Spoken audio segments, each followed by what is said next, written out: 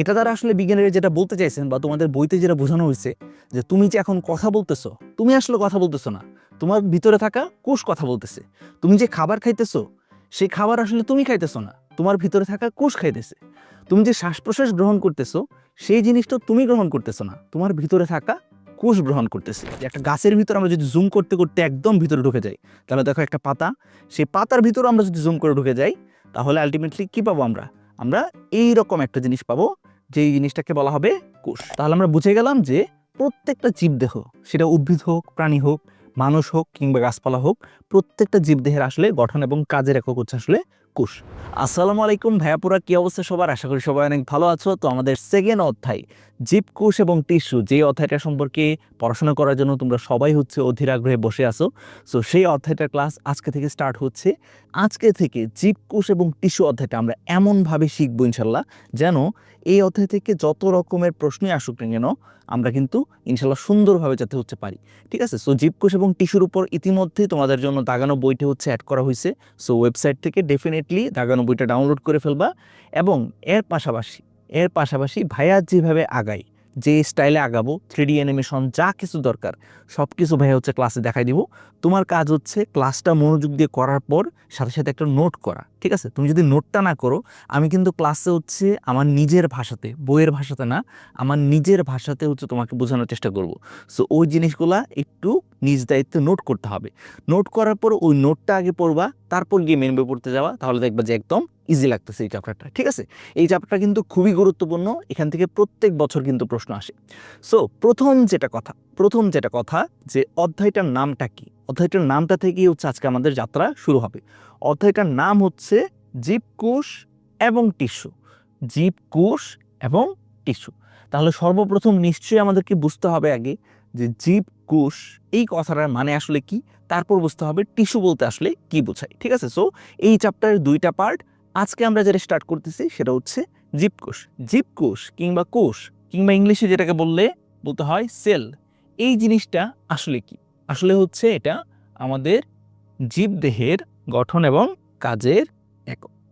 তো ভাই, এটা তো হচ্ছে বইয়ের ভাষা হয়ে গেল, আপনি একটু নিজের ভাষাতে বুঝাইতেন, তাই তো নাকি? চলো আমরা একদম নিজের ভাষাতেই হচ্ছে বোঝা শুরু করি। প্রথম কথা যেটা, আমরা দুইটা অর্গানিজম বা দুইটা জীব নিব। একটা হচ্ছে মানুষ অর্থাৎ হিউম্যান, আর একটা হচ্ছে উদ্ভিদ কিংবা প্ল্যান্ট। ঠিক আছে? এই দুইটা জীব নিয়ে আমরা একটু গবেষণা করার শুরু করব। মানুষের জায়গায় তুমি গরু, ছাগল, হাঁস, মুরগি, ঠিক আছে, যেটা খুশি সেটা নিতে পারো, কোনো সমস্যা নাই। প্ল্যান্টের জায়গায় তুমি আম গাছ, জাম গাছ, যেটা খুশি সেটা নিতে পারো। এখন মানুষের দেহটা, তোমার দেহ, আমার দেহ, আমাদের ফুল দেহটা কিভাবে আসলে গঠিত? বিভিন্ন রকমের তন্ত্র, আমরা কিন্তু ছোটবেলা থেকে এগুলো শুনছি যে আমাদের পরিপাক তন্ত্র বলে একটা জিনিস আছে, শ্বসন তন্ত্র বলে একটা জিনিস আছে, রেচন তন্ত্র বলে একটা জিনিস আছে, রক্ত সংবহন তন্ত্র বলে একটা জিনিস আছে। এরকমভাবে 8 থেকে 13টার মতো হচ্ছে সিস্টেম। ঠিক আছে? এটাকে কি বলা হয়? সিস্টেম, বা বাংলাতে বলতে হয় তন্ত্র। ঠিক আছে? সো আমাদের বডিটা আমরা যদি হচ্ছে বিশ্লেষণ করা শুরু করি, অর্থাৎ জুম করা শুরু করি, ঠিক আছে, সোজা বাংলায় বললে জুম করা শুরু করি, তাহলে আমরা দেখব যে আমাদের বডিতে হচ্ছে প্রায় 8 থেকে 13টার মতো সিস্টেম কিংবা তন্ত্র আছে। সেই তন্ত্র, ধরা যাক কথার কথা, আমাদের যে পরিপাক তন্ত্র, আমাদের কি পরিপাক তন্ত্র আছে না? সো সেই পরিপাক তন্ত্রের মাঝে যে কোনো একটা জিনিস, ধরো কথার কথা আমাদের যে পাকস্থলী, সেই পাকস্থলীর ভিতরে যদি আমরা জুম করে ঢুকতে চাই, তাহলে আমরা কি পাবো?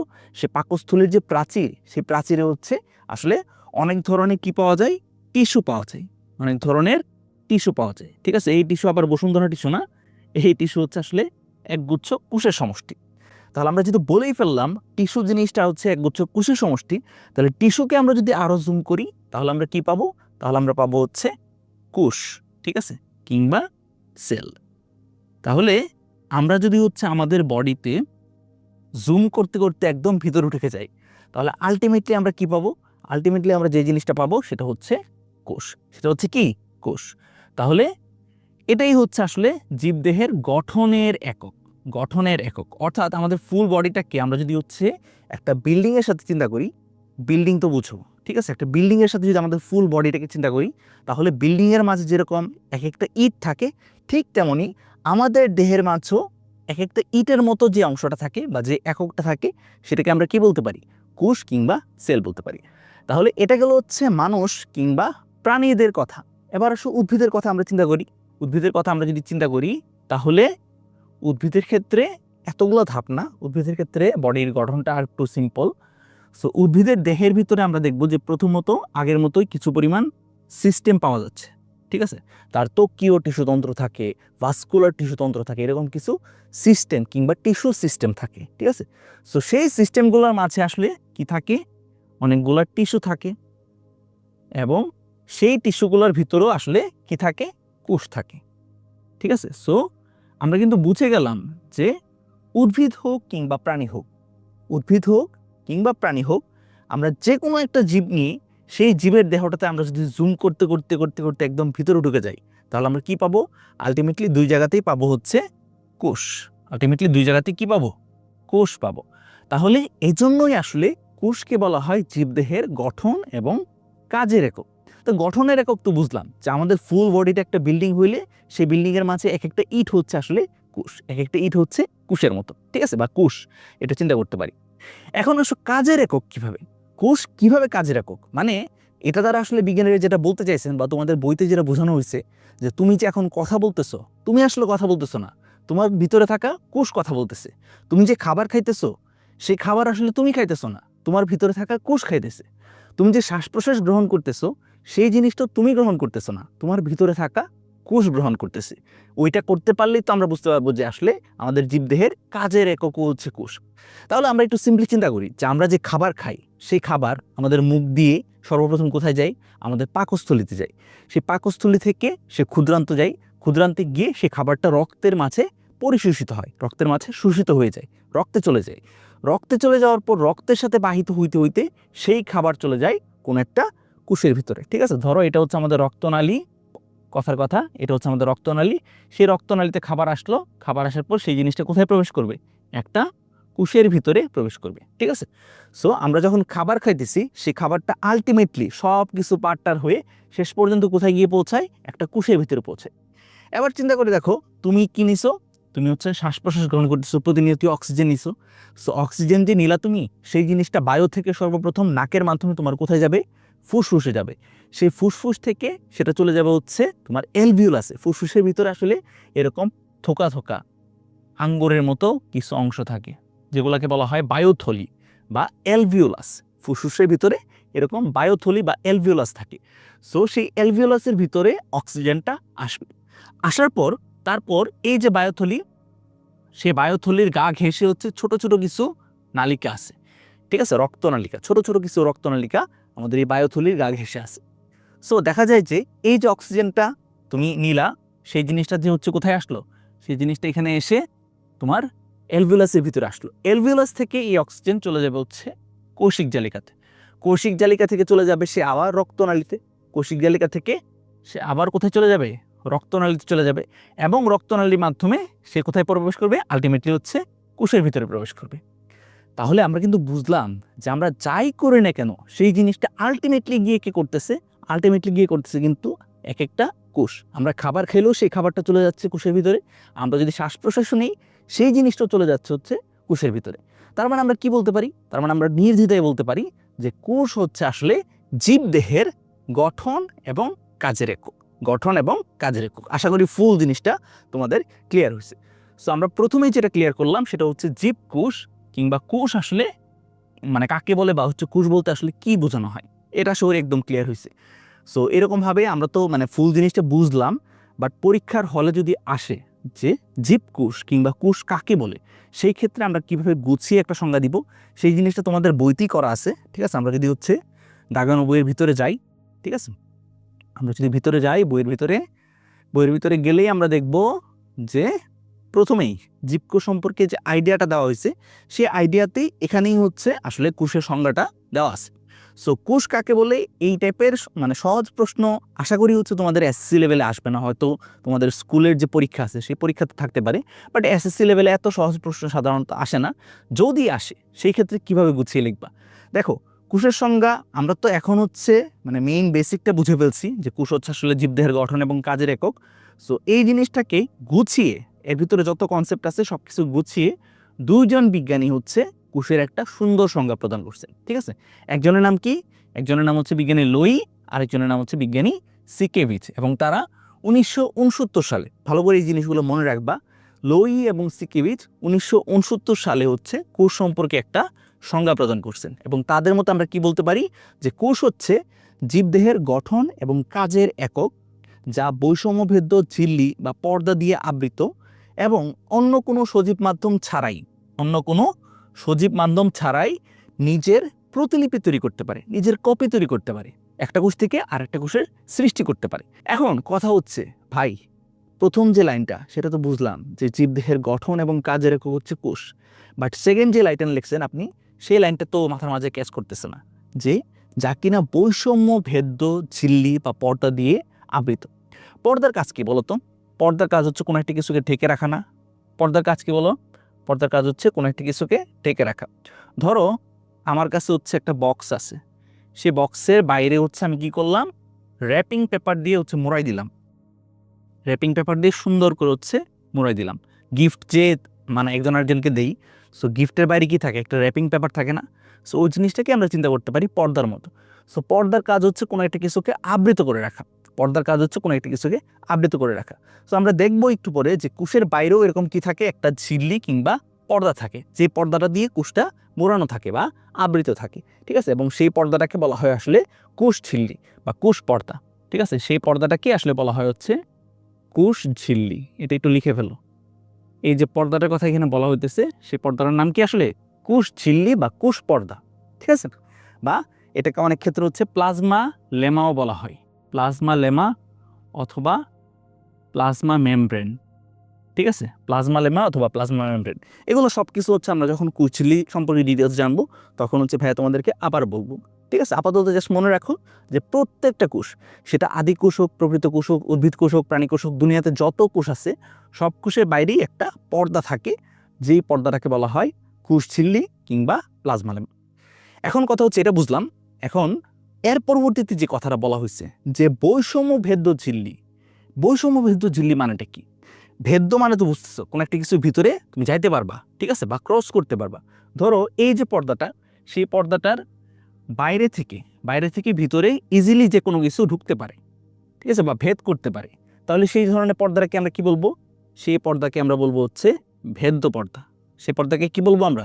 ভেদ্য পর্দা বলবো। এখন আরেকটা কেস কি হইতে পারে? আরেকটা কেস হইতে পারে যে এই পর্দা এত শক্ত, এই পর্দা এত শক্ত যে কোনো কিছুই এর বাইরে থেকে ভিতরে আসতে পারে না, তাহলে সেই ধরনের পর্দাকে আমরা কি বলবো? অভেদ্য পর্দা। এখন কথা হচ্ছে এই যে পর্দা, সেই পর্দা হচ্ছে একটু চালাক টাইপের, ঠিক আছে, বা চতুর টাইপের। সে কি করে? কাউকে কাউকে আসতে দেয় তার ভিতর দিয়ে, কাউকে কাউকে আসতে দেয় না, অর্থাৎ এক্ষেত্রে সে কি করে? বৈষম্য করে। ঠিক আছে, তাহলে সেই ধরনের পর্দাকে আমরা বলবো হচ্ছে বৈষম্য ভেদ্য পর্দা। যে ধরনের পর্দা কোষের বাইরে থেকে কোষের ভিতরে কোনো কোনো জিনিসকে আসতে দেয়, কোনো কোনো জিনিসকে আসতে দেয় না, সেই ধরনের পর্দাকে কি বলা হবে? বৈষম্য ভেদ্য পর্দা। কারণ সে বৈষম্য করতেছে, কাউকে কাউকে আসতে দিয়েছে, কাউকে কাউকে আসতে দিয়েছে না, তাহলে সেই ধরনের পর্দাকে আমরা কি বলতে পারি? বৈষম্য ভেদ্য পর্দা। তাহলে কোষ ঝিল্লি এই যে টপিকটা, সেই টপিকটা কিন্তু আমাদের এমসিকিউর জন্য ইম্পর্ট্যান্ট এবং তোমাদের হচ্ছে শর্ট কোশ্চেনও আসতে পারে। বাট সেই টপিকে যাওয়ার আগেই কিন্তু এটা সম্পর্কে আমরা দুইটা বৈশিষ্ট্য অলরেডি জেনে ফেলছি। কী বৈশিষ্ট্য জেনে ফেলছি? কোষ ঝিল্লি এটা সব কোষের, প্রাণী কোষ হোক, উদ্ভিদ কোষ হোক, দুনিয়াতে যত কোষ আছে সব কোষের বাইরেই থাকা একটা পর্দার নাম, ঠিক আছে, একটা র্যাপিং পেপারের নাম। এটা হচ্ছে 1 নম্বর কথা কোষ ঝিল্লি সম্পর্কে। 2 নম্বর কথা কি? সে হচ্ছে বৈষম্য করে, কাউকে কাউকে কোষের ভিতরে আসতে দেয়, কাউকে কাউকে কোষের ভিতরে আসতে দেয় না। কাকে আসতে দেয়? যে সকল পদার্থ হচ্ছে কোষের জন্য প্রয়োজনীয়। যেমন একটু আগে আমরা দেখছি যে কোষের বাইরে থেকে কোষের ভিতরে সে কাকে আসতে দিয়েছে? অক্সিজেনকে আসতে দিয়েছে, খাবারকে আসতে দিয়েছে। সো এগুলো হচ্ছে কোষের জন্য প্রয়োজনীয়।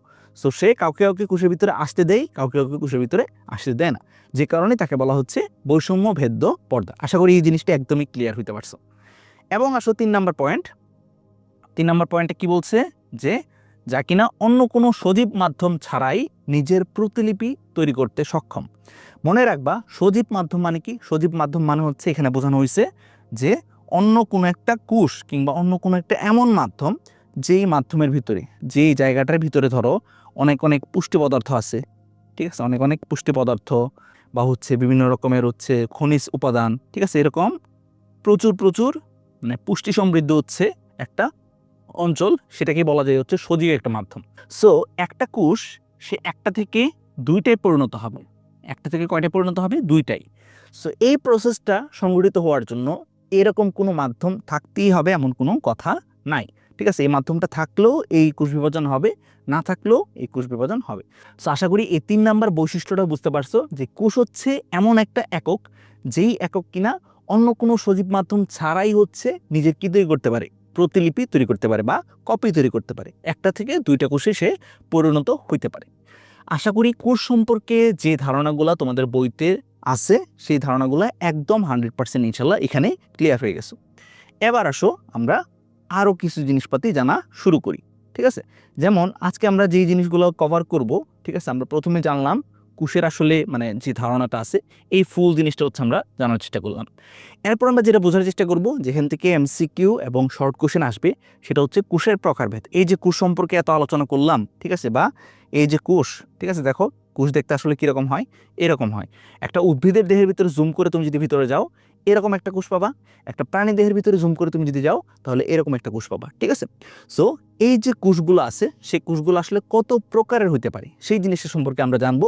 তার আগে আমার কাছে মনে হচ্ছে যে তোমাদেরকে একটা 3D অ্যানিমেশন দেখাই নিলে ভালো হয়। ঠিক আছে, সো আমরা এতক্ষণ পর্যন্ত যে কথাগুলো বললাম সেগুলাই এখন আরও ক্লিয়ার হবা যখন তুমি হচ্ছে এই 3D অ্যানিমেশনটা দেখা শুরু করবা। ঠিক আছে, সো চলো আমরা একটা 3D অ্যানিমেশন দেখে ফেলি। এতক্ষণ যে কথাগুলো বলছি সেগুলাই হচ্ছে আমরা এখন 3Dর মাধ্যমে বা 3D অ্যানিমেশনের মাধ্যমে আরও চোখের সামনে জীবন্তভাবে দেখবো ইনশাল্লাহ। সো এটা একটা গাছ। ঠিক আছে, আমি যে কথাটা বলছিলাম যে একটা গাছের ভিতরে আমরা যদি জুম করতে করতে একদম ভিতরে ঢুকে যাই তাহলে দেখো একটা পাতা, সেই পাতার ভিতরে আমরা যদি জুম করে ঢুকে যাই তাহলে আলটিমেটলি কী পাবো? আমরা এইরকম একটা জিনিস পাবো, যেই জিনিসটাকে বলা হবে কোষ। ঠিক আছে, এটাকেই বলা হবে কোষ। এবং এই কোষটা যেহেতু হচ্ছে আমরা একটা উদ্ভিদ দেহের ভিতরে পাচ্ছি সে কারণে এটাকে কি বলা হবে? উদ্ভিদ কোষ বলা হবে। সো এটা হচ্ছে একটা উদ্ভিদ কোষ। এবার আসো প্রাণী দেহের কথা। ঠিক আছে, ধরো কথা আমরা একটা ঘোড়াকে উদাহরণ হিসেবে নিলাম। সেই ঘোড়ার ভিতরে যে কলিজা আছে সেই কলিজার ভিতরে আমরা জুম করে ঢুকে গেলাম, তাইলে কি পাবো আমরা? দেখো সেই কলিজার ভিতরেও আমরা যদি ঢুকে যাই তাহলেও কিন্তু আমরা পাবো এইগুলো হচ্ছে টিস্যু। সেই টিস্যুর ভিতরে থাকা প্রত্যেকটা কি আছে? এরকম কোষ কিন্তু আছে। সেই টিস্যুর ভিতরে কি আছে? কোষ আছে। তাহলে আমরা বুঝে গেলাম যে প্রত্যেকটা জীবদেহ, সেটা উদ্ভিদ হোক, প্রাণী হোক, মানুষ হোক কিংবা গাছপালা হোক, প্রত্যেকটা জীবদেহের আসলে গঠন এবং কাজের একক হচ্ছে আসলে কোষ। ঠিক আছে, এটা আশা করি একদম 100% তুমি ক্লিয়ার হতে পারছো। এবার তাহলে চলো আমরা হচ্ছে কোষের প্রকারভেদ সম্পর্কে জানা শুরু করি। প্রথমে আমরা ইতিমধ্যেই যেটা জানছি সেটা হচ্ছে যে কোষ আসলে দুই রকমের হইতে পারে। একটা হচ্ছে উদ্ভিদ কোষ আর একটা হচ্ছে প্রাণী কোষ। যেই কোষ উদ্ভিদ দেহে পাওয়া যায় তাকে বলা হবে উদ্ভিদ কোষ। যেই কোষ প্রাণী দেহে পাওয়া যাবে অর্থাৎ মানুষ কিংবা গরু ছাগলের দেহে পাওয়া যাবে সেটাকে বলা হবে প্রাণী কোষ। এটা ছাড়াও এই যে পার্থক্যটা বললাম সেই পার্থক্যটা ছাড়াও এই দুই রকমের কোষ ছাড়াও আরও অনেক রকমের কোষ হইতে পারে। যেমন তোমাদের বই অনুযায়ী দেখো প্রথমত যেই কাজটা করা হয়েছে সেটা হচ্ছে নিউক্লিয়াসের ভিত্তিতে কোষ হইতে পারে দুই রকমের। কয় রকমের? দুই রকমের। এখন তাহলে তোমার মনে নিশ্চয়ই প্রশ্ন হবে যে ভাইয়া নিউক্লিয়াস জিনিসটা কি? নিউক্লিয়াস বলতে আসলে কোন জিনিসটাকে বোঝানো হয়? সো চলো আমরা এই জিনিসটাও 3D অ্যানিমেশনের মাধ্যমে দেখা শুরু করি। সো দেখো এর ভিতরে এই যে ফুল কোষটা আছে সেই ফুল কোষের ভিতরে একটা কেন্দ্রের মতো অঞ্চল থাকে।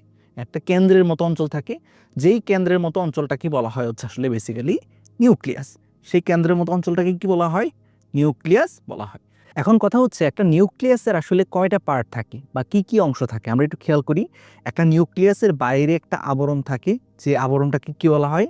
আবরণটাকে বলা হয় হচ্ছে নিউক্লিয়ার মেমব্রেন বা নিউক্লিয়ার পর্দা। নিউক্লিয়াসের বাইরে যে আবরণ থাকে সেটাকে বলা হয় নিউক্লিয়ার মেমব্রেন। ভিতরে একটা টিপের মতো অংশ থাকে, সেই অংশটাকে বলা হয় নিউক্লিওলাস। এবং এর ভিতরে দেখো অসংখ্য হচ্ছে এরকম সুতার মতো অংশ থাকে, যে সুতার মতো অংশগুলোকে বলা হয় নিউক্লিয়ার রেটিকুলাম। এবং এর ভিতরে যে তরল অংশ সেই তরল অংশটাকে বলা হয় হচ্ছে নিউক্লিওপ্লাজম। সো একটা নিউক্লিয়াসের বেসিক্যালি 4টা বা 5টার মতো অংশ থাকে। ঠিক আছে, সো এই যে 4-5টা অংশ সেটা যদি কোনো একটা নিউক্লিয়াসের ভিতরে উপস্থিত থাকে তখন সেই নিউক্লিয়াসটাকে বলা হয় সুগঠিত nucleus. On the other hand কোনো একটা নিউক্লিয়াস যদি পাওয়া যায় যে নিউক্লিয়াসের ভিতরে এই 4টা বা 5টা যে অংশ আছে সেই অংশের মাঝে বেশিরভাগ অংশই নাই, শুধুমাত্র ধরো একটা অংশ আছে। ঠিক আছে, শুধুমাত্র ধরো এই একটা অংশ আছে, তখন যেহেতু এই অংশগুলো নাই তার ভিতরে, তার জন্য হচ্ছে সেই ধরনের নিউক্লিয়াসকে কি বলা হয়? সেই ধরনের নিউক্লিয়াসকে বলা হয় হচ্ছে তোমার সুগঠিত নয় এরকম নিউক্লিয়াস কিংবা আদি নিউক্লিয়াস। ঠিক আছে, সো চলো আমরা হচ্ছে দুইটা এক্সাম্পল দেখি, যে এক্সাম্পলগুলো দেখলে আমাদের এই ধারণাগুলো আরও ক্লিয়ার হবে ইনশাল্লাহ। ঠিক আছে, এখন আমরা অন্য আরেকটা 3D অ্যানিমেশন দেখব, যে 3D অ্যানিমেশনে দুই ধরনের যে কোষ আছে সেই কোষগুলো সম্পর্কে আরও ক্লিয়ার হব। এই কোষগুলা কিসের ভিত্তিতে ডিফারেন্ট? তাদের যে নিউক্লিয়াস, সেই নিউক্লিয়াস হচ্ছে কোনোটা সুগঠিত, কোনোটা সুগঠিত না। সো একটা ব্যাকটেরিয়ার কোষ যদি আমরা নিই, সেই ব্যাকটেরিয়ার কোষের মাঝে দেখো এখানে যে নিউক্লিয়াসটা আছে, এই জায়গাতে যে নিউক্লিয়াসটা আছে, এই নিউক্লিয়াসটার মাঝে কি কোনো পর্দা দেখতেছো তুমি? না। কোনো ধরনের কি টিপ দেখতেছো? না। কোনো ধরনের কি তরল অংশ দেখতেছো? না। শুধুমাত্র কি আছে? সুতার মতো অংশগুলো আছে। সো ব্যাকটেরিয়ার মতো যে কোষগুলো আছে সেই কোষের যে নিউক্লিয়াস, সেই নিউক্লিয়াসটা কিন্তু সুগঠিত না। তাহলে এই ধরনের যে নিউক্লিয়াস, সেই নিউক্লিয়াসকে বলা হয় আদি নিউক্লিয়াস, এবং এই ধরনের যে কোষ, সেই কোষকে বলা হয় হচ্ছে আদি কোষ। ঠিক আছে, আশা করি আদি কোষ জিনিসটা বলতে আসলে কি বোঝায় সেটা তোমরা বুঝে গেছো।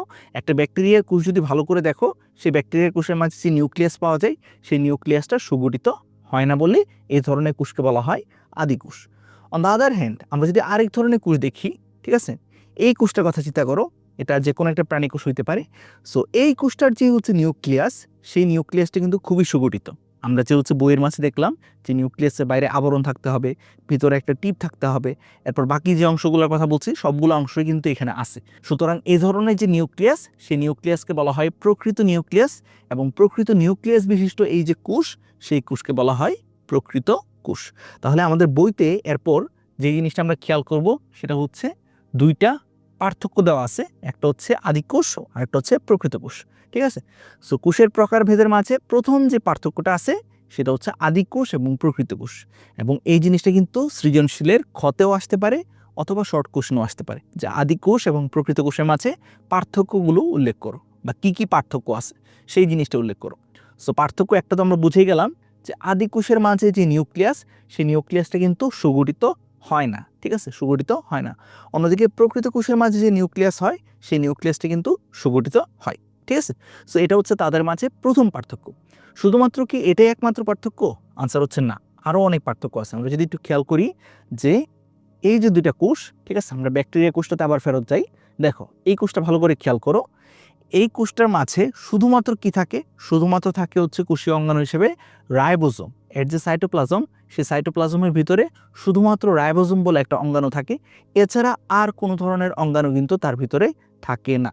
আর কোনো ধরনের কোষীয় অঙ্গাণু, যেমন আমরা জানি হচ্ছে mitochondria, plastid, Golgi body, endoplasmic reticulum, এগুলো কোনো কিছুই কিন্তু তার ভিতরে নাই। ঠিক আছে, এগুলো কিন্তু কোনো কিছুই তার ভিতরে নাই। তাহলে এটা হচ্ছে অনেকটা ফকিনি টাইপের একটা কোষ আর কি। ঠিক আছে, অন দ্য আদার হ্যান্ড একটা প্রকৃত কোষ যদি আমরা চিন্তা করি, সেই প্রকৃত কোষের মাঝে হচ্ছে বিভিন্ন ধরনের অঙ্গাণু থাকে। দেখো আমরা এখানে কত কত টাইপের হচ্ছে অঙ্গাণু পাইতেছি। ঠিক আছে, একটু খেয়াল করে দেখো, এই যে এগুলাকে বলা হয় গলজি বডি, এই যে অংশগুলো আছে সেই অংশগুলোকে বলা হয় এন্ডোপ্লাজমিক রেটিকুলাম। এখানে আমরা দেখতেছি মাইটোকন্ড্রিয়া আছে, এবং এর পাশাপাশি এটা যদি হচ্ছে একটা উদ্ভিদ কোষ হইতো, তাহলে দেখলাম আমরা যে এখানে হচ্ছে একটা প্লাস্টিডও আছে বা ক্লোরোপ্লাস্টও আছে। সো একটা প্রকৃত কোষের মাঝে কিন্তু সকল ধরনের যাবতীয় ধরনের কোষীয় অঙ্গাণু উপস্থিত থাকে। তাহলে আমরা কিন্তু পার্থক্যগুলো জেনে গেলাম। আদি কোষ এবং প্রকৃত কোষের মাঝে পার্থক্য কি, আশা করি এখন সুন্দর করে হচ্ছে বানিয়ে লিখতে পারবা। এবং পার্থক্যের মাঝে 3 নাম্বার যে পয়েন্টটা, সেই 3 নাম্বার পয়েন্টটা তুমি এখানে বলতে পারো যে এর যে ক্রোমোজোম, সেই ক্রোমোজোমের মাঝে শুধুমাত্র ডিএনএ থাকে। শুধুমাত্র কি থাকে? ডিএনএ থাকে। তো এর ক্রোমোজোমে যেহেতু এই ফুল জিনিসটাই হচ্ছে আসলে একটা আদি প্রকৃতির বা একটু আদিম প্রকৃতির, সে কারণে এর ক্রোমোজোমে শুধুমাত্র থাকে DNA. On the other hand এটার ক্ষেত্রে, প্রকৃত কোষের ক্ষেত্রে যে ক্রোমোজোম পাওয়া যায়, সেই ক্রোমোজোমের মাঝে কিন্তু ডিএনএও থাকে, এর পাশাপাশি হিস্টোন থাকে। ডিএনএ, প্রোটিন, হিস্টোন সব কিছুই কিন্তু এর ক্রোমোজোমে উপস্থিত থাকে। এবং সবশেষে, ঠিক আছে, আমরা 4 নাম্বার পয়েন্টে কি বলতে পারি? 4 নাম্বার পয়েন্টে আমরা বলতে পারি যে আদি কোষের মাঝে এক্সাম্পল হচ্ছে নীলাভ সবুজ শৈবাল এবং ব্যাকটেরিয়া। নীলাভ সবুজ শৈবাল এবং ব্যাকটেরিয়া, এটা হচ্ছে দুই ধরনের কোষ। যে দুই ধরনের কোষে কি পাওয়া যায়? দুই ধরনের কোষে হচ্ছে আমরা আদি নিউক্লিয়াস দেখতে পারবো, অর্থাৎ এরা হচ্ছে আদি কোষের উদাহরণ। সো এটা কিন্তু আমাদের এমসিকিউ তো আসতে পারে। আমি কিন্তু এই জন্যই দাগাই দিচ্ছি, দেখো এই জন্য কিন্তু আমি দাগাই দিলাম যে নিচের কোনটি একটি আদি কোষের উদাহরণ। সো সেক্ষেত্রে আনসার কি? আনসার হচ্ছে নীলাভ সবুজ শৈবাল এবং ব্যাকটেরিয়া। ঠিক আছে, সো এই দুইটাতে কিন্তু হচ্ছে আমাদের আদি প্রকৃতির নিউক্লিয়াস পাওয়া যায়, যে কারণে তাদেরকে কি বলা হয়? আদি কোষ বলা হয়। অন দ্য আদার হ্যান্ড প্রকৃত কোষের আসলে কোনো সীমা নাই, ঠিক আছে? আমরা যত কোষই দেখি ম্যাক্সিমাম কোষই হচ্ছে আসলে প্রকৃত কোষ, ঠিক আছে? অর্থাৎ তোমার আমার কোষ কিংবা হচ্ছে আমরা একটা উদ্ভিদের কথা চিন্তা করতে পারি, সেই উদ্ভিদের যে কোষ সেই কোষগুলো হচ্ছে প্রকৃত কোষ, সেই কোষগুলো হচ্ছে প্রকৃত কোষ। সো প্রকৃত কোষের উদাহরণও তুমি কিন্তু দিয়ে দিতে পারো। সো এটা গেল হচ্ছে নিউক্লিয়াসের গঠনের ভিত্তিতে। দেখো নিউক্লিয়াসের গঠনের ভিত্তিতে কোষ হচ্ছে দুই ধরনের, একটা হচ্ছে আদি কোষ আর একটা হচ্ছে প্রকৃত কোষ। এগুলো সম্পর্কে আমরা এতক্ষণ কথাবার্তা বললাম। এরপর আসে হচ্ছে কাজের ভিত্তিতে, অর্থাৎ যে কোষগুলো নিয়ে আমরা কথাবার্তা বলবো সেই কোষগুলো এক্স্যাক্টলি কি কাজ করতেছে সেটার উপর ডিপেন্ড করে হচ্ছে কোষ হতে পারে দুই রকমের। কিছু কিছু কোষ তারা আমাদের দেহটা গঠন করে, অর্থাৎ আমাদের হাত গঠন করে, আমাদের পা গঠন করে, আমাদের মস্তিষ্ক গঠন করে। সো দেহ গঠনের ক্ষেত্রে যে কোষগুলা কাজ করে তাদেরকে বলা হয় দেহকোষ। তাদেরকে কি বলা হয়? দেহকোষ বলা হয়। অন দ্য আদার হ্যান্ড প্রজননের ক্ষেত্রে, নতুন সন্তান জন্মদানের ক্ষেত্রে যে ধরনের কোষগুলো কাজ করে তাদেরকে বলা হয় জনন কোষ। তাহলে কাজের ভিত্তিতে কোষ কত রকমের? দুই রকমের। এক ধরনের কোষ যেটা কিনা আমাদের দেহ গঠন করে তাকে বলা হয় দেহকোষ বা সোমাটিক সেল। বায়োলজিতে মনে রাখবা যে সোমা কথাটা মানেই হচ্ছে আসলে দেহ বোঝায়। এবং অন দ্য আদার হ্যান্ড আমাদের আরেক ধরনের কোষ যেটা কিনা নতুন সন্তান উৎপাদনের ক্ষেত্রে কাজ করে থাকে তাকে বলা হয় হচ্ছে জনন কোষ কিংবা গেমেটিক সেল। গেমেট কথাটা মানেই হচ্ছে সাধারণত জনন কোষ বোঝায়, ঠিক আছে? অর্থাৎ শুক্রাণু কিংবা ডিম্বাণু কথা বোঝানো হয়। এবার আসলে দেহকোষের ভিতরেও কিছু জিনিস বোঝার আছে, যে দেহকোষ যেগুলা, অর্থাৎ যে কোষগুলো হচ্ছে আমাদের হাত পা গঠন করে, ঠিক আছে, বা হচ্ছে আমাদের মস্তিষ্ক গঠন করে, সেই কোষগুলো হচ্ছে প্রধানত মাইটোসিস নামক এক ধরনের কোষ বিভাজনের মাধ্যমে বিভাজিত হয়। মাইটোসিস পদ্ধতিতে বিভাজিত হয়।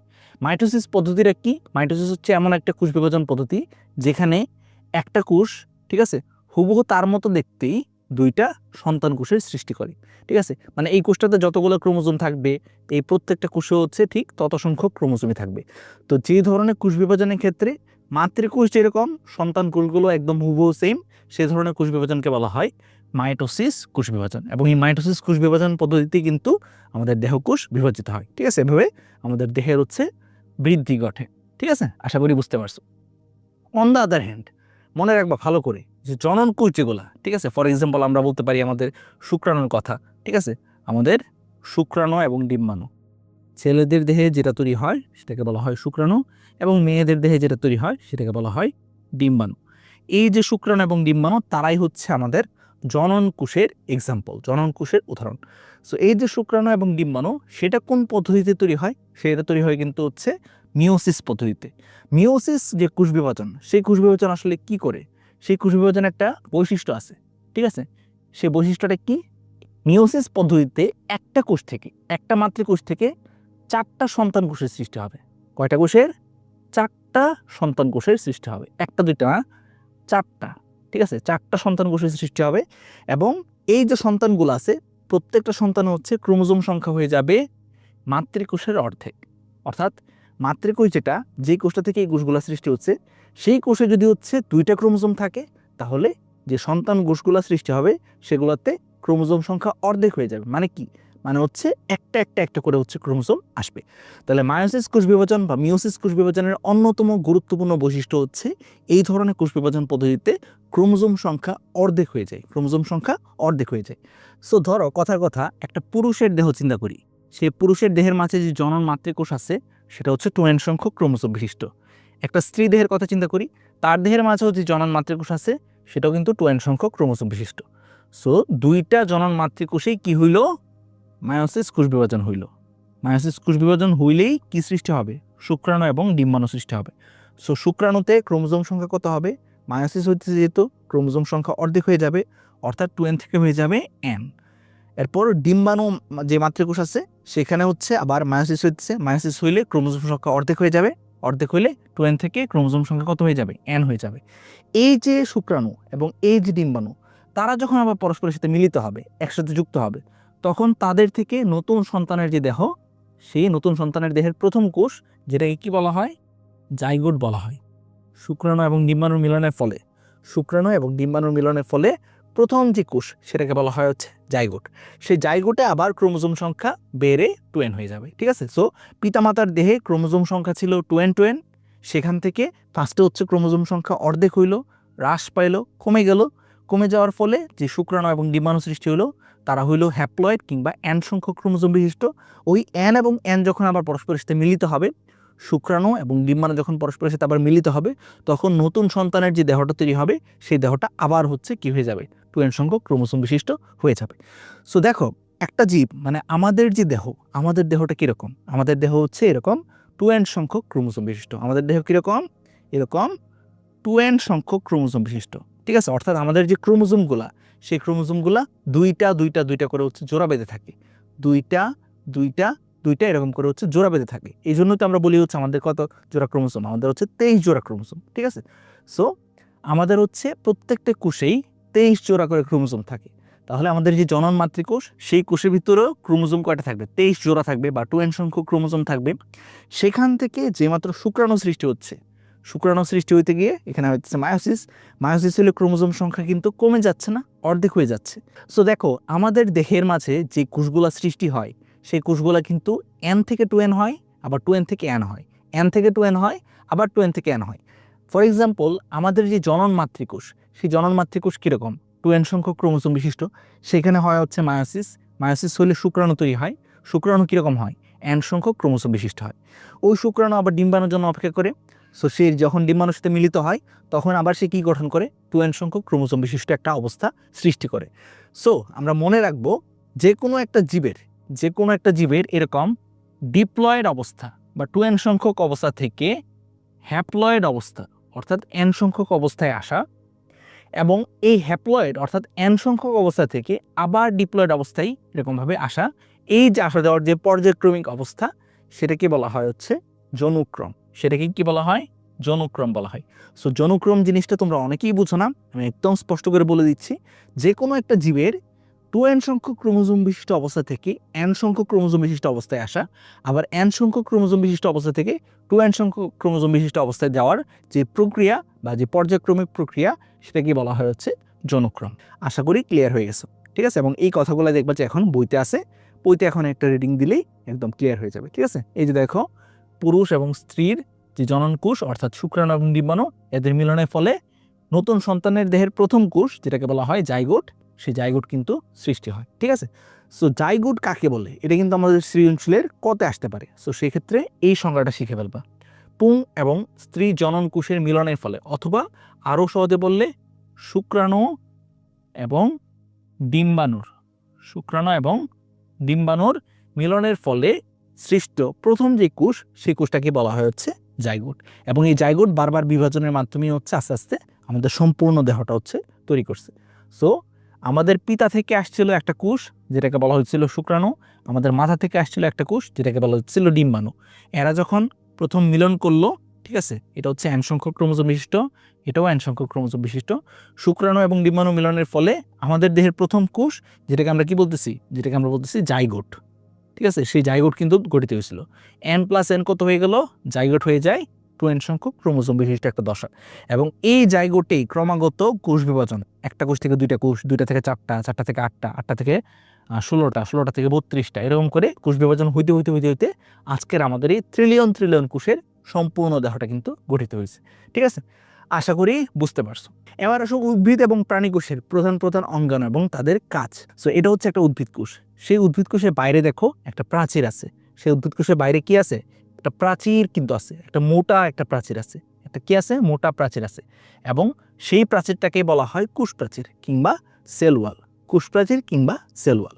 সো উদ্ভিদ কোষের অন্যতম গুরুত্বপূর্ণ বৈশিষ্ট্য হচ্ছে এর বাইরে একটা শক্ত প্রাচীর থাকবে, একটা শক্ত দেয়াল থাকবে, ঠিক আছে। যে কোনো একটা উদ্ভিদের দেহের মাঝে যে কোষ পাওয়া যায় সেই কোষের অন্যতম গুরুত্বপূর্ণ বৈশিষ্ট্য হচ্ছে এর বাইরে একটা কি থাকবে, একটা দেয়াল থাকবে। এবং সেই দেয়াল বা সেই প্রাচীরটাকে বলা হয় হচ্ছে সেল ওয়াল, ঠিক আছে, বা কোষ প্রাচীর। অন্যদিকে প্রাণী কোষের কথা চিন্তা করো, প্রাণী কোষের মাঝে কিন্তু কোনো ধরনের কি আমরা দেখতে পারবো না, কোনো ধরনেরই আমরা কোষ প্রাচীর দেখতে পারবো না।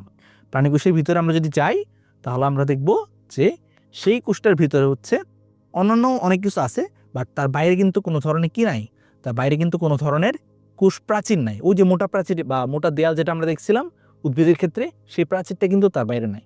সো উদ্ভিদ কোষ এবং প্রাণী কোষের মাঝে অন্যতম গুরুত্বপূর্ণ একটা পার্থক্য কি, যে উদ্ভিদ কোষের বাইরে একটা প্রাচীর দেখা যায় বা কোষ প্রাচীর দেখা যায়, অন্যদিকে প্রাণী কোষের বাইরে কিন্তু কোনো ধরনের কোষ প্রাচীর দেখতে পাওয়া যায় না। সো এটা হচ্ছে তাদের মাঝে প্রথম পার্থক্য। সেকেন্ড পার্থক্যটা কি, সেকেন্ড পার্থক্য হচ্ছে আমরা মনে রাখবো যে একটা উদ্ভিদ কোষ যেটা, সেই উদ্ভিদ কোষ তার নিজের দেহের মাঝে, ঠিক আছে, নিজের খাবার নিজে তৈরি করে। উদ্ভিদ কি করে? নিজের খাবার নিজে তৈরি করে। সো নিজের খাবার নিজে সে কিসের মাধ্যমে তৈরি করে? সে হচ্ছে একটা প্লাস্টিড নামক অঙ্গাণুর মাধ্যমে তৈরি করে। সো সেই প্লাস্টিডটার নাম কি? সেই প্লাস্টিডের নামই হচ্ছে ক্লোরোপ্লাস্ট। সো আমরা মনে রাখবো উদ্ভিদ যে সবুজ এবং সে যে নিজের খাবার নিজে তৈরি করতে পারে, এর জন্য যেই অঙ্গাণুটা তার ভিতরে থাকে, সেই অঙ্গাণুটাকে বলা হয় ক্লোরোপ্লাস্ট। সো ক্লোরোপ্লাস্ট থাকার কারণেই কিন্তু উদ্ভিদের গায়ের রং সবুজ হয় বা পাতার রং হচ্ছে সবুজ হয়, এবং এর পাশাপাশি সে কিন্তু নিজের খাবার নিজে তৈরি করতে পারে। অন্যদিকে মানুষের কথা চিন্তা করো, মানুষের মাঝে কি কোনো ধরনের প্লাস্টিক থাকে? আনসার হচ্ছে না, মানুষের মাঝে কিন্তু কোনো ধরনের প্লাস্টিক নাই। সো এই যে প্লাস্টিক, সেই প্লাস্টিক কিন্তু উদ্ভিদ কোষে পাওয়া যায়, প্রাণী কোষে পাওয়া যায় না। এবং এর পাশাপাশি দেখো যে একটা উদ্ভিদ সে খাবার তৈরি করার পর সেই খাবারটাকে সে সঞ্চয় করতে চায় বা জমায় রাখতে চায়। সো জমায় রাখার জন্য দেখো তার ভিতরে বিশাল বড় একটা সিন্দুক আছে। সেই সিন্দুকটাকে কি বলা হয়? সেই সিন্দুকটাকে বলা হয় কোষ গহ্বর। সো একটা উদ্ভিদ কোষের আরেকটা গুরুত্বপূর্ণ বৈশিষ্ট্য হচ্ছে তার ভিতরে এরকম বড় বড় কোষ গহ্বর পাওয়া যায়, অন্যদিকে প্রাণী দেহের মাঝে দেখো, প্রাণী যে কোষ, সে প্রাণী কোষের মাঝে কিন্তু কোষ গহ্বর তেমন একটা দেখা যায় না। কোষ গহ্বর যদি পাওয়া যায়, সেই কোষ গহ্বরের আকার হয় একদমই ছোট, ঠিক আছে। উদ্ভিদ কোষের যে কোষ গহ্বর সেটা বিশাল বড় হয়। অন্যদিকে প্রাণী কোষের মাঝে কিন্তু তেমন বড় কোনো ধরনের কোষ গহ্বরই দেখতে পাওয়া যায় না। সো আমি এদের মাঝে যে পার্থক্যগুলো আছে, মিল তো অনেক আছে, সো পার্থক্যগুলো আমরা কিন্তু জেনে ফেললাম। এখন আশা করি হচ্ছে যখন মেইন বই থেকে পড়তে যাবা বা মেইন বইয়ের মাঝে যে চিত্রটা আছে সেই চিত্রটা যখন দেখবা তোমার কাছে ইজি লাগবে ইনশাল্লাহ, ঠিক আছে। সো চলো আমরা হচ্ছে এখন মেইন বইয়ের মাঝে চলে যাই। এই হচ্ছে একটা উদ্ভিদ কোষের চিত্র। দেখো উদ্ভিদ কোষের বাইরে কি আছে? কোষ প্রাচীর আছে, ভিতরে আছে কোষ ঝিল্লি বা কোষ পর্দা, এবং এর ভিতরে বিশাল বড় দেখো একটা গহ্বর আছে, ঠিক আছে, কোষ গহ্বর আছে। এবং এটা নিজের খাবার নিজে তৈরি করার জন্য কি আছে? এরকম প্লাস্টিড আছে, ঠিক আছে। অন্যদিকে একটা প্রাণী কোষের কথা চিন্তা করো, সেই প্রাণী কোষের বাইরে কিন্তু কোনো ধরনের কোষ প্রাচীর নাই। এবং 2 নম্বর কথা হচ্ছে এর ভিতরে বড় কোনো ধরনের কোষ গহ্বরও নাই। এবং 3 নম্বর কথা হচ্ছে এর কিন্তু নিজস্ব প্লাস্টিড নাই, ঠিক আছে। আমাদের যদি প্লাস্টিড থাকতো আমরা নিজের খাবার নিজে তৈরি করতে পারতাম। সো আমাদের কিন্তু কোনো ধরনের প্লাস্টিক নাই। সো এটা হচ্ছে এদের মাঝে পার্থক্য। এখন তোমাদের মনে নিশ্চয়ই যেটা প্রশ্ন আসতেছে যে ভাইয়া এই যে চিত্রগুলো আছে, উদ্ভিদ কোষের চিত্র এবং প্রাণী কোষের চিত্র, এগুলো কি আমাদের পরীক্ষার জন্য গুরুত্বপূর্ণ কিনা? আনসার হচ্ছে মোটামুটি ইম্পর্টেন্ট, ঠিক আছে। সবসময় যে লাগে ওরকম না, মোটামুটি ইম্পর্টেন্ট। জাস্ট মনে রাখবা যে উদ্ভিদ কোষ যেটা আঁকবা সেটার বাইরে হচ্ছে এরকম একটা প্রাচীর থাকবে, ঠিক আছে, ভিতরে এরকম একটা গহ্বর থাকবে, এবং অবশ্যই প্লাস্টিড দেখাবা। এখানে দিবা হচ্ছে নিউক্লিয়াস, সেই নিউক্লিয়াসের সাথে লাগানো থাকবে কিছু অংশ, এখানে থাকবে কিছু অংশ, একটা মাইটোকন্ড্রিয়া দেখাবা, দ্যাটস ইট, ঠিক আছে। অন্যদিকে প্রাণী কোষের বাইরে কোনো ধরনের কোষ প্রাচীর পাওয়া যাবে না, কোনো ধরনের প্রাচীর দেখতে পাওয়া যাবে না, এর ভিতরে প্লাস্টিড দেখতে পাওয়া যাবে না, এবং এর ভিতরে বড়সড় কোনো ধরনের গহ্বরও তুমি দেখতে পারবে না বা সিন্দুকও তুমি দেখতে পারবে না। এর ভিতরে একটা মাইটোকন্ড্রিয়া দিয়ে দিবা, একটা নিউক্লিয়াস আঁকবা, সেই নিউক্লিয়াসের চারপাশে এরকম কিছু অংশ আঁকবা, এবং আঁকবা হচ্ছে এন্ডোপ্লাজমিক রেটিকুলাম, দ্যাটস ইট, ঠিক আছে। সো প্রাণী কোষের চিত্র আঁকা কিন্তু আরও সহজ। সো এগুলা যেহেতু আমাদের পরীক্ষার জন্য খুব বেশি গুরুত্বপূর্ণ না, এই কারণে ভাইয়া হচ্ছে মোটামুটি একটা আইডিয়া দিলাম, বাট যেগুলো ইম্পর্টেন্ট স্পেশালি হচ্ছে আমাদের ক্লোরোপ্লাস্ট এবং মাইটোকন্ড্রিয়ার গঠন, ওই চিত্রগুলো খুবই খুবই ইম্পর্টেন্ট। সো ওইগুলো ভাইয়া আঁকানো শেখাবো, ঠিক আছে। তোমার যদি এগুলা প্র্যাকটিস করতে দরকার হয় তুমি ইউটিউবে গিয়ে অন্যান্য চ্যানেলের ভিডিও হালকা পাতলা দেখলেই হবে। শর্ট কিছু ভিডিও আছে, ওগুলাতে আরও সুন্দরভাবে তুমি ভালো করে শিখতে পারবা ইনশাল্লাহ। আচ্ছা, আশা করি এগুলা ক্লিয়ার, ঠিক আছে, এগুলো একদমই ক্লিয়ার ইনশাল্লাহ। এরপর আসো আমরা আস্তে আস্তে একটা কোষের ভিতরে যাওয়া শুরু করি। একটা কোষের মাঝে আসলে কি কি থাকে, সেই জিনিসগুলো আস্তে আস্তে একটু আমরা এক্সপ্লোর করা শুরু করি। এখন কিন্তু আমরা কোষের ভিতরে চলে যাচ্ছি। সো একটা কোষের বাইরে, বিশেষ করে উদ্ভিদ কোষের বাইরে, ঠিক আছে, স্পেশালি আমরা যদি বলি কোন কোষটা, এটা হচ্ছে উদ্ভিদ কোষ। এই যে উদ্ভিদ কোষ, সেই উদ্ভিদ কোষের বাইরে সর্বপ্রথম কি থাকে? সর্বপ্রথম যেটা থাকে সেটা হচ্ছে কোষ প্রাচীর। সো কোষ প্রাচীর থেকে প্রথম এবং গুরুত্বপূর্ণ যেই তথ্যটা আমাদের মনে রাখতে হবে, কোষ প্রাচীর থেকে গুরুত্বপূর্ণ যে তথ্যটা আমাদের মনে রাখতে হবে সেটা হচ্ছে কোষ প্রাচীর এটা শুধুমাত্র কোথায় পাওয়া যায়? শুধুমাত্র উদ্ভিদ কোষে পাওয়া যায়। সো নিচের কোনটি উদ্ভিদ কোষের অনন্য বৈশিষ্ট্য, অথবা নিচের কোনটি শুধুমাত্র উদ্ভিদ কোষে পাওয়া যায়, এটা যদি আসে, ঠিক আছে, নিচের কোনটা শুধুমাত্র উদ্ভিদ কোষে পাওয়া যায়, এটা যদি আসে, সো সেই ক্ষেত্রে অপশনে যদি কোষ প্রাচীর থাকে কোষ প্রাচীর কারেক্ট আনসার হবে, যদি প্লাস্টিড থাকে প্লাস্টিড কারেক্ট আনসার হবে, যদি কোষ গহ্বর বলে কোষ গহ্বর কারেক্ট আনসার হবে। এটা হচ্ছে এমসিকিউতে এরকমভাবে আসতে পারে। এটা কিসের জন্য ইম্পর্টেন্ট? এমসিকিউর জন্য ইম্পর্টেন্ট। সো এমসিকিউর জন্য আমরা ভালো করে মনে রাখবো যে কোষ প্রাচীর জিনিসটা শুধুমাত্র কোথায় পাওয়া যায়? উদ্ভিদ কোষে পাওয়া যায়। কোষ প্রাচীর সেটা হচ্ছে একটা উদ্ভিদ কোষের বাইরে থাকে, এবং উদ্ভিদ কোষের বাইরে থাকা এই যে প্রাচীরটা সেটা বেসিক্যালি এরকম দেখতে। সো কোষ প্রাচীরের চিত্র আসবে না আশা করি, আসলে এটা সৃজনশীলের ক্ষতে আসতে পারে। সো ক্ষতে আসলে তো আর চিত্র আঁকতে হয় না আমরা জানি, কিন্তু এরপরও একটু হাত চালাই যেতে পারো আর কি, ঠিক আছে? এটা চিত্র আঁকাটা একদমই সহজ, কোনো কঠিন জিনিস না। সো দেখো, একটা কোষ প্রাচীরের গঠন বেসিক্যালি এরকম হয়। সো এর ভিতর আমরা কি দেখতেছি? মাঝখানে একটা পর্দা নেমে গেছে না? মাঝখানে একটা পর্দা নেমে গেছে, এবং সেই পর্দাটাকে কি বলা হয়? সেটাকে বলা হয়, যেহেতু মাঝখানে থাকে সে, সুতরাং তাকে বলা হবে মধ্য পর্দা। মধ্য পর্দা, মাঝখানে কি থাকে? মধ্য পর্দা থাকে। সেই মধ্য পর্দার উপরে লাল কালার দিয়ে আমি যেটা আঁকছি সেটাকে বলা হয় প্রাথমিক প্রাচীর। প্রাথমিক প্রাচীর। সো কোষ প্রাচীরের মাঝখানে থাকে মধ্য পর্দা, তার উপর কি থাকে? তার উপর থাকে হচ্ছে প্রাথমিক প্রাচীর। এবং এটা কয় স্তর বিশিষ্ট হয়? এক স্তর বিশিষ্ট। এটা কয় স্তর বিশিষ্ট? এক স্তর বিশিষ্ট হয়। এক স্তর বিশিষ্ট হয়, ঠিক আছে? এবং এই যে এক স্তর বিশিষ্ট প্রাথমিক প্রাচীর, সেটার উপর দেখো 3 স্তর বিশিষ্ট। 3 স্তর বিশিষ্ট কি তৈরি হইল? গৌণ প্রাচীর তৈরি হয়। গৌণ প্রাচীর তৈরি হয়, ঠিক আছে? সো গৌণ প্রাচীর কয় স্তর বিশিষ্ট? 3 স্তর বিশিষ্ট, ঠিক আছে? এবং এটা তোমাদের বইতে যে চিত্রটা আছে সেই চিত্রের মাঝে স্পষ্টভাবে বোঝার কোনো উপায় নাই। দেখো, বইয়ের মাঝে যে চিত্র আছে সেই চিত্রের মাঝে আসলে ভালো করে বোঝার কোনো উপায় নাই, বাট ভাইয়া যে চিত্র রাখলাম সেই চিত্র থেকে তুমি ইজিলি বুঝতে পারবা। এখানে আমরা কিন্তু একটা কুয়ার মতো এলাকা দেখতেছি না? দেখো তো, এখানে একটা কুয়ার মতো এলাকা দেখতেছি না? মানে ফাঁকা একটা জায়গা দেখছি না? এই ফাঁকা জায়গাতে যেহেতু দুইটা কুয়ার মতো এলাকা পাওয়া যায়, এই জন্য এটাকে বলা হয় পিট পেয়ার।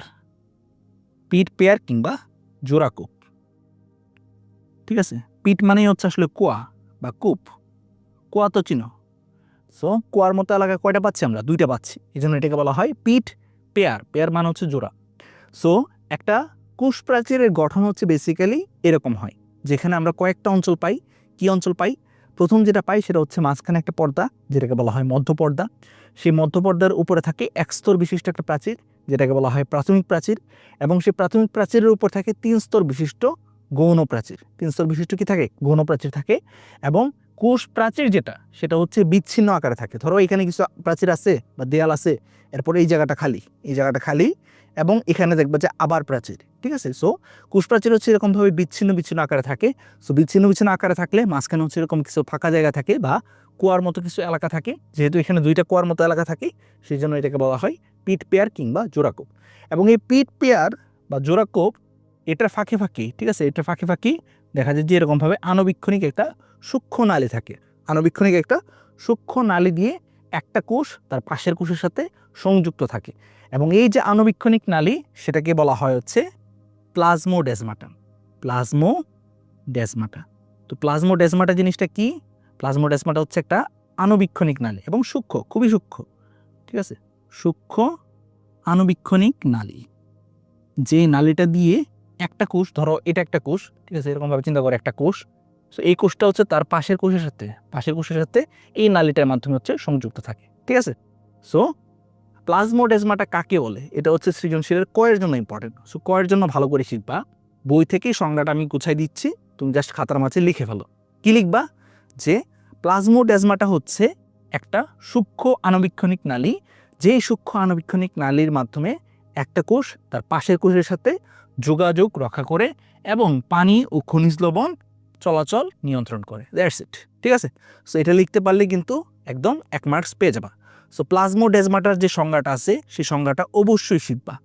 এটা হচ্ছে আমাদের সৃজনশীলের কয়ের জন্য খুবই গুরুত্বপূর্ণ। কয়ের জন্য প্লাজমোডেসমাটার এই যে সংজ্ঞাটা, সেই সংজ্ঞাটা খুবই গুরুত্বপূর্ণ। তাহলে একটা উদ্ভিদের যেই কোষপ্রাচীর, সেই কোষপ্রাচীর কীভাবে গঠিত হয় এবং তার ভিতরে একটা ইম্পর্টেন্ট টার্ম প্লাজমোডেসমাটা, সেটা সম্পর্কে আশা করি একদম ক্লিয়ার করতে পারছি তোমাদের। পরীক্ষাতে চিত্র আসবে না, যদি চিত্র আসে তাহলে বইয়ের মতো করেই চিত্র আঁকো, ঠিক আছে? এত জটিল করে আঁকার দরকার নাই। তুমি জাস্ট হচ্ছে বইয়ের মতো করেই এরকমভাবে মানে স্কেল দিয়ে হচ্ছে রুলার টেনে তখন হচ্ছে এঁকে দিবা, তাহলেই হবে। বাট বেসিকটা বুঝতে পারছো আশা করি যে এর ভিতরে কী কী থাকে। এবার আসো এর যে রাসায়নিক গঠন।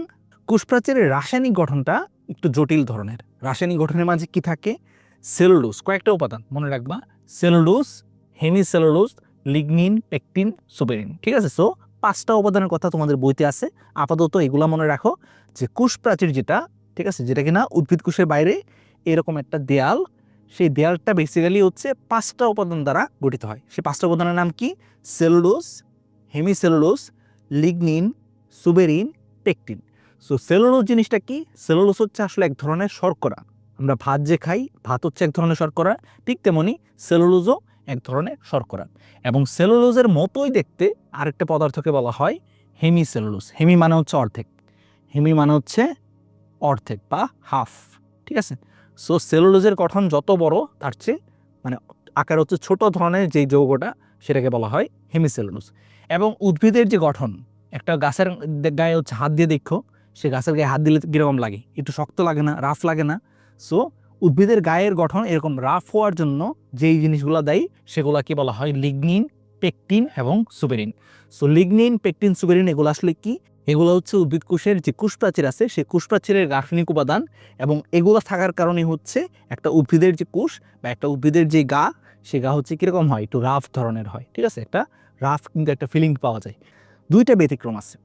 এই যে কথাগুলো বললাম যে কোষপ্রাচীর জিনিসটা হচ্ছে এই 5টা উপাদান দ্বারা তৈরি, এটা ম্যাক্সিমাম দুনিয়াতে যত উদ্ভিদ কোষ আছে প্রত্যেকটা উদ্ভিদ কোষের কোষপ্রাচীরের কমন উপাদান।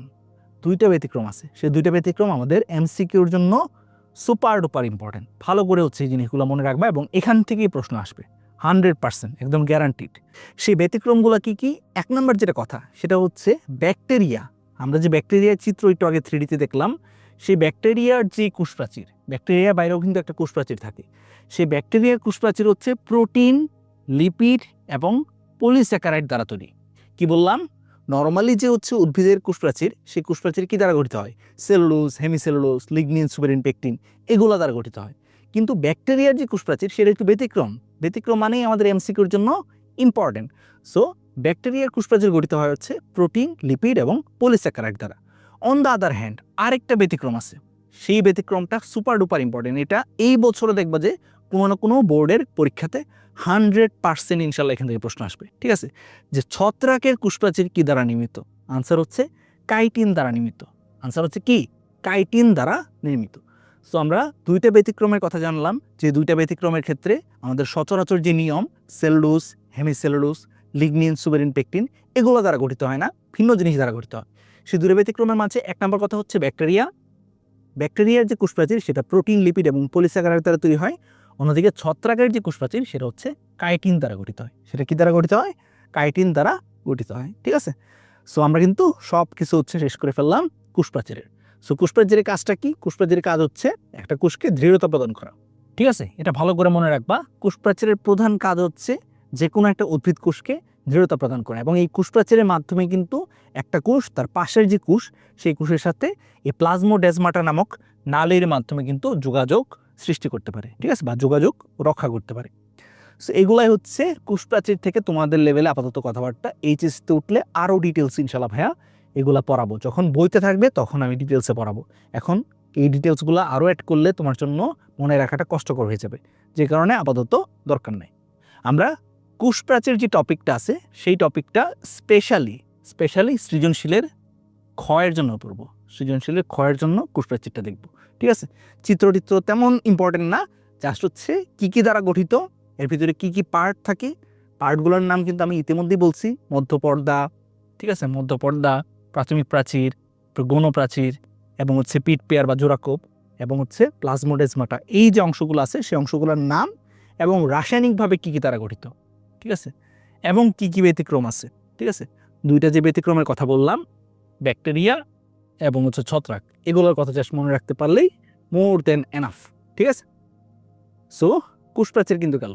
এবার আসলে হচ্ছে প্রোটোপ্লাজম। প্রোটোপ্লাজম জিনিসটা কি? প্রোটোপ্লাজমের সংজ্ঞাটা আমাদের সৃজনশীলের কয়ের জন্য অনেক বেশি ইম্পর্টেন্ট। প্রোটোপ্লাজম কাকে বলে এটা ভালো করে শিখবা। প্রোটোপ্লাজম হচ্ছে আমরা মনে রাখবো যে একটা কোষের ভিতরে যেই জেলির মতো পদার্থ থাকে। একটা কোষের ভিতরে দেখো, একটা কোষ যদি আমরা আঁকি, সেই কোষের ভিতরে এরা ধরো হচ্ছে নিউক্লিয়াস। ঠিক আছে, এবং এখানে হচ্ছে বাকি যেই অঙ্গাণু টঙ্গাণু আছে সেগুলো ধরো আছে, এবং ধরো হচ্ছে এখানে আমাদের অন্যান্য আরও অনেক অঙ্গাণু আছে, এবং এখানে আরও কিছু অঙ্গাণু আছে, ঠিক আছে, এগুলো আমরা আপাতত এঁকে দিলাম। সো একটা কোষের ভিতরে, ঠিক আছে, কোষের ভিতরে এই যে কোষঝিল্লি, সেই কোষঝিল্লি সহ এখানে ভিতরে যে হচ্ছে তোমার অর্ধতরল পদার্থ থাকে, ঠিক আছে। এইখানে অংশগুলা, এখানে যে অংশগুলো আছে সেই অংশগুলো অনেকটা হচ্ছে আমরা যে পেস্ট দিয়ে দাঁত মাজি, টুথপেস্ট, সেই টুথপেস্ট যেরকম অর্ধতরল থকথকে জেলির মতো, ওই রকম থকথকে জেলির মতো একটা পদার্থ থাকে এবং সেই পদার্থটাকে বলা হয় হচ্ছে প্রোটোপ্লাজম, ঠিক আছে। তোমরা যখন এইচএসসিতে যাবা, এইচএসসিতে গেলে দেখবা যে বইয়ের মানে এসএসসি লেভেলের এই যে কথাটা আছে যে কোষঝিল্লি নিজেও প্রোটোপ্লাজমের অংশ, এই কথাটা হচ্ছে এইচএসসি লেভেলও এখন আছে, কিন্তু এটা গুগলে যদি সার্চ করো যে কোষঝিল্লি নিজে কি প্রোটোপ্লাজমের অংশ কিনা, তাহলে দেখবা যে আনসার হচ্ছে না, কোষঝিল্লি নিজে প্রোটোপ্লাজমের অংশ না। কিন্তু তোমাদের বইতে যেহেতু আছে, বইতে যেহেতু বলছে যে কোষঝিল্লি নিজেও প্রোটোপ্লাজমের অংশ, সো আমরা আপাতত বইয়ের সাথে মিল রেখেই হচ্ছে শিখবো। পরীক্ষাতে যদি আসে, পরীক্ষাতে আমরা বলবো যে আমাদের একটা কোষের ভিতরে যেই অর্ধস্বচ্ছ থকথকে জেলের মতো বস্তু থাকে তাকে বলা হয় প্রোটোপ্লাজম। কোষঝিল্লি দিয়ে ঘেরা সব কিছুই প্রোটোপ্লাজম, এমনকি কোষঝিল্লি নিজেও প্রোটোপ্লাজমের অংশ। বইতে যেরকম আছে সেরকমভাবে আপাতত শিখো, বাট সত্যিটাও জানো। সত্যি হচ্ছে কি? সত্যি হচ্ছে কোষঝিল্লি কিন্তু নিজে প্রোটোপ্লাজমের অংশ না, ঠিক আছে। আশা করি বুঝতে পারছো। এই যে এটা হচ্ছে একটা উদ্ভিদ কোষ, সেই উদ্ভিদ কোষের মাঝে দেখো, উদ্ভিদ কোষের মাঝে ভালো করে খেয়াল করো, এই যে হলুদ কালার যে অংশটা সেটা হচ্ছে কোষ প্রাচীর। এই হলুদ কালার অংশটা হচ্ছে কোষ প্রাচীর, যে কোষ প্রাচীর নিয়েই এতক্ষণ বকবক করছি। ওই যে মধ্য পর্দা, তারপর প্রাথমিক প্রাচীর, তারপর সেকেন্ডারি প্রাচীর, ঠিক আছে, আণুবীক্ষণিক নালী, এগুলো হচ্ছে কোষ প্রাচীরের অংশ। কোষ প্রাচীর শুধুমাত্র কোষে থাকে, শুধুমাত্র থাকে হচ্ছে উদ্ভিদ কোষে। প্রাণী কোষে কিন্তু কোনো ধরনের কোষ প্রাচীর থাকে না। তাহলে প্রাণী কোষ কি দ্বারা আবৃত থাকে? প্রাণী কোষ যেটা দ্বারা আবৃত থাকে সেটা হচ্ছে কোষঝিল্লি। এটা হচ্ছে কি? কোষঝিল্লি। সো কোষঝিল্লির জিনিসটা দেখো, প্রাণী কোষেও আছে, উদ্ভিদ কোষেও আছে। সো কোষঝিল্লি হচ্ছে প্রাণী কোষের ক্ষেত্রে সবচেয়ে বাইরে থাকে এবং উদ্ভিদ কোষের ক্ষেত্রে কোষপ্রাচীরের ভিতরে থাকে, কোষপ্রাচীরের ভিতরে থাকে। এটা ভালো করে মনে রাখবা, তাহলে দেখবা যে জিনিসটা কল্পনা করতে বা মাথায় রাখতে হচ্ছে তোমার জন্য সহজ হবে, ঠিক আছে। সো চলো এরপর আমরা দেখি যে বইতে আর কি কি বলা হয়েছে তোমাদের লেভেলে। সো আমরা কোষঝিল্লি পড়িয়ে আজকে হচ্ছে শেষ করে দিব। আজকের ক্লাসটা আর লম্বা করতেছি না। আশা করি হচ্ছে এতক্ষণ পর্যন্ত যা পড়াইছি সেগুলাই বারবার রিভিশন দিলে তোমার হচ্ছে জিনিসটা আগে মাথায় স্থায়ী হইতে হবে। স্থায়ী হইলে তারপর বাকিগুলো যখন পড়াবো তখন তোমার কাছে ইজি হবে, ঠিক আছে। সো কোষঝিল্লি পড়িয়ে আজকে আমরা আজকের ক্লাসটা শেষ করে দিব। কোষঝিল্লির গঠনটা ভালো করে খেয়াল করো। কোষঝিল্লি আসলে কীরকম ধরনের হয়? সো আমরা মনে রাখবো যে প্রোটোপ্লাজমের বাইরে 2 স্তর বিশিষ্ট যে স্থিতিস্থাপক পর্দা। সো কোষঝিল্লি সম্পর্কে 1 নাম্বার যেটা কথা, কোষঝিল্লি সম্পর্কে 1 নাম্বার যেটা কথা মনে রাখতে হবে, এটা হচ্ছে একটা দ্বিস্তরী পর্দা। কোষঝিল্লি হচ্ছে কীরকম? একটা দ্বিস্তরী পর্দা। এবং তোমরা যখন এইচএসসিতে যাবা, এইচএসসিতে গেলে দেখবা যে কোষঝিল্লি আসলে এরকমভাবে গঠিত, ঠিক আছে। কোষঝিল্লির মাঝে এরকম অংশ থাকে, ঠিক আছে। এটা স্ট্রাকচার কীরকম হয়? এরকম ধরনের হয়, এই যে এরকম ধরনের হয়। সো কোষঝিল্লি আসলে কী দ্বারা গঠিত? আসলে হচ্ছে এরকম 2 স্তর বিশিষ্ট একটা পর্দা, 2 স্তর বিশিষ্ট একটা পর্দা। এটা হচ্ছে কোষঝিল্লি থেকে 1 নাম্বার যে কথাটা মনে রাখতে হবে। 2 নাম্বার কি মনে রাখতে হবে? এটা হচ্ছে সকল কোষের বাইরে থাকে, সকল কোষেই উপস্থিত, সকল কোষেই উপস্থিত, ঠিক আছে। উদ্ভিদ কোষ হোক, প্রাণী কোষ হোক, আদি কোষ বা প্রকৃত কোষ, দেহকোষ বা জনন কোষ, যেই কোষই বলো না কেন, সকল কোষেই কিন্তু এই কোষঝিল্লি উপস্থিত থাকে। এটা হচ্ছে 2 নাম্বার কথা। 3 নাম্বার কথা কি বলতো? 3 নাম্বার কথা যেটা, সেটা হচ্ছে কোষঝিল্লির কিছু অপর নাম আছে, সেই অপর নামগুলো ডেফিনেটলি মনে রাখতে হবে। কোষঝিল্লির অপর নাম হচ্ছে প্লাজমা লেমা অথবা প্লাজমা মেমব্রেন, ঠিক আছে। সো নিচের কোনটি সব ধরনের কোষ উপস্থিত থাকে, এটা দিয়ে ধরো এটা হচ্ছে এমসিকিউতে আসলো এবং পরবর্তীতে তোমাকে বললো অপশনে, ধরো আরও অনেক কিছু দিয়ে দিচ্ছে, প্লাস্টিডের কথা বলছে, কোষপ্রাচীরের কথা বলছে, এবং অপশনে কোষঝিল্লি না বলে বললো প্লাজমা লেমা। তাহলে তোমাকে এটা জানতে হবে যে প্লাজমা লেমা যে কথা, কোষঝিল্লি আসলে একই কথা। সো প্লাজমা লেমা হবে কারেক্ট আনসার, ঠিক আছে। সো আমরা মনে রাখবো যে কোষঝিল্লি যে জিনিসটা, সেটা হচ্ছে সকল ধরনের কোষে কিন্তু উপস্থিত থাকে। এবং আমরা যে জিনিসটা আরও ভালো করে মনে রাখবো সেটা হচ্ছে কোষঝিল্লির যে ভাঁজ, ঠিক আছে। এই যে দেখো ভাঁজ, এখানে যে ভাঁজ আমরা দেখতেছি, এখানে যে ভাঁজ আমরা দেখতেছি, সেই ভাঁজকে কি বলা হয়? সেই ভাঁজকে বলা হয় হচ্ছে মাইক্রোভিলাই। সো এই যে ভাঁজ বা এই যে ভাঁজ, সেই ভাঁজটাকে বলা হয় হচ্ছে মাইক্রোভিলাই, ঠিক আছে। সো কোষঝিল্লির ভাঁজকে বলা হয় মাইক্রোভিলাই। সো এই দুটা যে লাইন, এই দুটা লাইন হচ্ছে আমাদের সৃজনশীলের কয়ের জন্য ইম্পর্টেন্ট। সৃজনশীলের কতে কিন্তু এটা আসতে পারে যে প্লাজমা লেমা কাকে বলে, বা প্লাজমা মেমব্রেন কাকে বলে। ডিরেক্টলি কোষঝিল্লি কাকে বলে এটা আসবে না, কি আসবে? প্লাজমা লেমা কাকে বলে অথবা প্লাজমা মেমব্রেন কাকে বলে। সো সেই ক্ষেত্রে তোমাকে এই সংজ্ঞাটা লিখতে হবে যে প্রোটোপ্লাজমের বাইরে 2 স্তর বিশিষ্ট, ঠিক আছে, 2 স্তর বিশিষ্ট যেই স্থিতিস্থাপক পর্দা থাকে তাকে বলা হয় কোষঝিল্লি বা প্লাজমা লেমা অথবা হচ্ছে প্লাজমা মেমব্রেন। আবার এটাও আসতে পারে সংজ্ঞাতে বা সৃজনশীলের কতে যে মাইক্রোভিলাই কাকে বলে। সো সেক্ষেত্রে আমরা কি বলবো যে কোষঝিল্লির যে ভাঁজ সেই ভাঁজকে বলা হয় মাইক্রোভিলাই। এই মাইক্রোভিলাই থাকলে সুবিধা কি? সুবিধা হচ্ছে কোষঝিল্লি যেহেতু একটা বৈষম্য ভেদ্য পর্দা, ঠিক আছে, অর্থাৎ সে কাউকে কাউকে কোষের বাইরে থেকে ভিতরে আসতে দেয়, কাউকে কাউকে আসতে দেয় না। সো যাদেরকে আসতে দিতে হয় তাদেরকে এরকম ভাঁজ থাকলে সে ইজিলি হচ্ছে কোষের বাইরে থেকে ভিতরে আসতে দিতে পারে, ঠিক আছে। এরকম ভাঁজ থাকলে দেখো আঙ্গুলের মতো ভাঁজ না, সো এই ফিঙ্গার লাইক প্রজেকশন থাকলে সে কোষের বাইরে থেকে কোষের ভিতরে ইজিলি কোনো একটা কিছুকে আসতে দিতে পারে, ঠিক আছে। এটা ভালো করে মনে রাখবেন। রাসায়নিকভাবে কি দ্বারা গঠিত? এটা তো তার স্ট্রাকচার বা গঠন, কিন্তু এই যে জিনিসগুলো আছে সেই জিনিসগুলা রাসায়নিকভাবে কি দ্বারা গঠিত। সো সেক্ষেত্রে আমরা মনে রাখবো কোষঝিল্লি প্রধানত লিপিড এবং প্রোটিন দ্বারা গঠিত। দুটি জিনিস, একটা হচ্ছে লিপিড আর একটা হচ্ছে প্রোটিন। সো লিপিড এবং প্রোটিন দ্বারা কিন্তু কোষঝিল্লি গঠিত, এটা ভালো করে মনে রাখবা। এটাও এমসিকিউতে আসতে পারে, ঠিক আছে। এখানে যে লাইনগুলো আছে প্রত্যেকটাই এমসিকিউ অথবা সৃজনশীলের কতে আসতে পারে, এমসিকিউ অথবা সৃজনশীলের কয়ের জন্য ইম্পর্টেন্ট, ঠিক আছে। তোমাদের লেভেলে কোষঝিল্লির যেই গঠনটা সেটা একদমই ছোট করে লেখা, একটা জাস্ট ছোট্ট মানে 4 লাইন বিশিষ্ট একটা প্যারা, ঠিক আছে। কিন্তু তুমি যখন এইচএসসিতে যাবা দেখবা যে এটা 4-5 পেজের একটা বিশাল বড় একটা মানে টপিক হয়ে যাবে, ঠিক আছে। সো এইচএসসিতে গিয়ে এগুলো আমরা আরও ডিটেলসে পড়বো। আপাতত আমি সংক্ষিপ্তভাবে হচ্ছে তোমাদেরকে তোমাদের লেভেলে যতটুকু আছে সেই জিনিসগুলো হচ্ছে দেখাচ্ছি। আচ্ছা, কোষঝিল্লি একটা কীরকম পর্দা? বৈষম্য ভেদ্য পর্দা। এটা কিন্তু কোষের সংজ্ঞাতে আমরা পড়ছি যে প্রত্যেকটা কোষের বাইরেই হচ্ছে কোষঝিল্লি থাকে, যে কোষঝিল্লি কীরকম? বৈষম্য ভেদ্য পর্দা, অর্থাৎ সে কাউকে কাউকে কোষের বাইরে থেকে ভিতরে আসতে দেয়, কাউকে কাউকে আসতে দেয় না। এবং এটা বৈষম্য ভেদ্য পর্দা হওয়াতে সে অভিস্রবণের মাধ্যমে পানি এবং খনিজ লবণ এই দুটো জিনিস হচ্ছে চলাচল নিয়ন্ত্রণ করে। অর্থাৎ পানি এবং খনিজ লবণ যখন কোষের জন্য প্রয়োজন তখন সে কোষের বাইরে থেকে ভিতরে আসতে দেয়, যখন কোষে এনাফ পরিমাণ পানি আছে তখন আর সেই পানিকে আসতে দেয় না। সেম কথা আমাদের খনিজ লবণের ক্ষেত্র। এবং এর পাশাপাশি কোষ থেকে পরস্পরকে আলাদা করে রাখে, পাশাপাশি কোষ থেকে পরস্পরকে আলাদা করে রাখে। সো দেখো কোষ প্রাচীর যে জিনিসটা, এটা ধরো একটা উদ্ভিদ কোষ এবং এদের মাঝখানে একটা প্রাচীর আছে, এটা ধরো আরেকটা উদ্ভিদ কোষ। সো অনেক সময় দেখা যায় যে মানে দুইটা পাশাপাশি যে উদ্ভিদ কোষ তারা কোষ প্রাচীরের ক্ষেত্রে একই এলাকা বা একই বর্ডার হচ্ছে অনেক সময় শেয়ার করে, কিন্তু এদের মাঝে যে পার্থক্য বা কোনটা কোন কোষের অংশ সেটা স্পষ্টভাবে বোঝা যায় হচ্ছে এর ভিতরে থাকা কোষঝিল্লি থেকে। কোষঝিল্লি এর ক্ষেত্রে আলাদা, এর ক্ষেত্রে কিন্তু আলাদা, ঠিক আছে।